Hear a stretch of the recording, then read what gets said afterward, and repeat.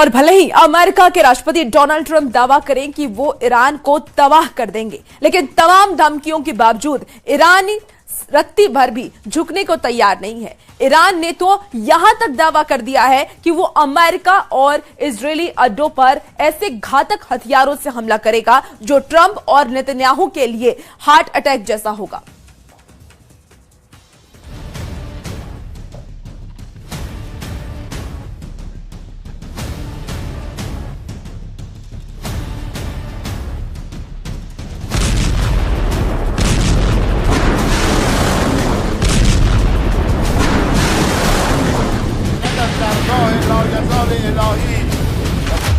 Iran में उतरे heart attack हथियार, तेहरान का सर्वनाश करेंगे ट्रंप। 8 अप्रैल 2026 से अब तक अमेरिका ने ईरान पर हमला नहीं किया है, लेकिन अब अमेरिका ने ईरान पर अब तक का सबसे बड़ा हमला करने का फैसला किया है।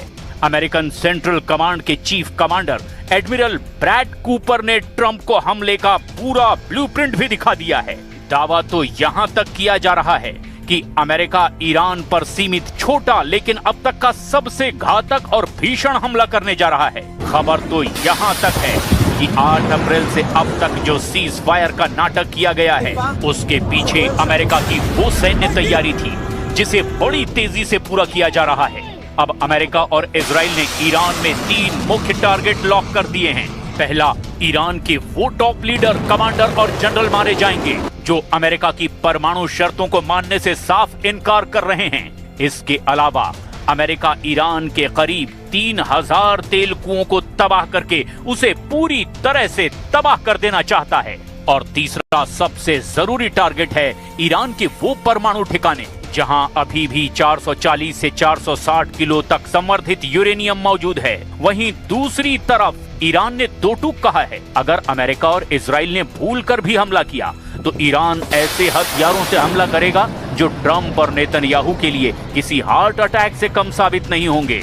इस बीच सबसे चौंकाने वाली खौफनाक रिपोर्ट ये है कि ईरान किसी भी वक्त परमाणु बम बना सकता है। इन सब खबरों की अब फुल डिटेल के साथ वो विश्लेषण देखिए जो ये साबित करने जा रहा है कि दुनिया अब सर्वनाश युद्ध में प्रवेश कर चुकी है। हाइपरसोनिक हमले को तैयार अमेरिका, हार्ट अटैक हमला करेगा ईरान।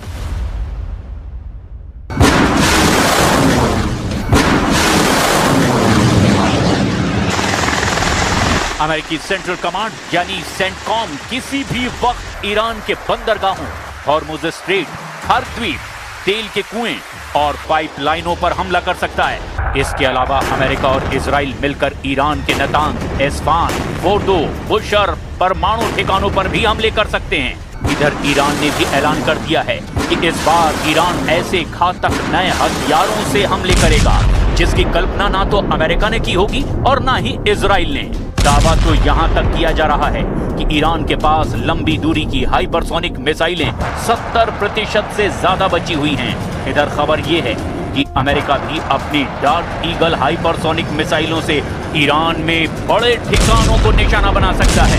खबर है कि अमेरिका की डार्क ईगल 5 मैक की रफ्तार यानी लगभग 6100 किलोमीटर प्रति घंटे की रफ्तार से ईरान पर हमला कर सकती है।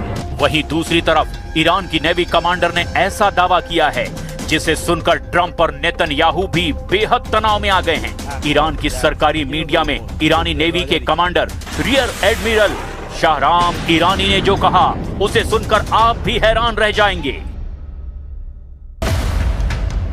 ईरान ने अमेरिका और इजराइल के खिलाफ नए हथियार का इस्तेमाल करने की धमकी दी है। ईरान ने कहा है कि उसका ये हथियार दुश्मन के खेमे में खलबली मचा देगा।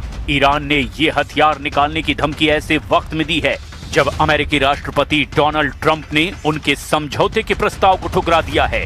ट्रंप ने ईरानी प्रपोजल को ठुकराते हुए कहा कि हॉर्मुज स्ट्रेट के आसपास अमेरिकी नेवी की नाकाबंदी जारी रहेगी। ईरान के सरकारी मीडिया ने नेवी के commander rear admiral Shahram Irani का बयान जारी किया है। बयान में शाहराम ने कहा जबकि इस्लामिक गणराज्य ईरान के एक ऐसे हथियार का सामना अब दुश्मन की सेना को करना पड़ेगा जिससे वो बहुत ज्यादा डरते हैं। ये हथियार दुश्मनों के एकदम करीब है। मुझे डर है कि उनके नेताओं को हार्ट अटैक आ सकता है। ईरान की इस नई धमकी से फिर से लड़ाई छिड़ने का अंदेशा पैदा हो गया है। ईरानी नेवी के कमांडर ने एक बयान में कहा कि उनकी ओर से अमेरिकी विमान वाहक पोत अब्राहम लिंकन पर हमले किए गए हैं। इसमें कम से कम 7 मिसाइल ऑपरेशन किए गए हैं। داشتیم مذاکره می‌کردیم. آتش بسی که می‌دونیم از همون اول هم عرض کردم با بدعهدی طرف مقابل مواجه شد. خب الان اینجا دیگه موضوع هسته‌ای موضوع اصلی مذاکرات نمیتونه باشه. موضوع اصلی خاتمه دادن به جنگ به نحوی که منافع و مصالح ما رو تأمین بکنه. कुल मिलाकर ईरान युद्ध अब ऐसे दौर में पहुंच चुका है कि अब जैसे ही हमला होगा दोनों पक्ष एक दूसरे पर सबसे घातक हथियारों से हमला कर देंगे जिसका अंजाम बहुत विनाशक हो सकता है।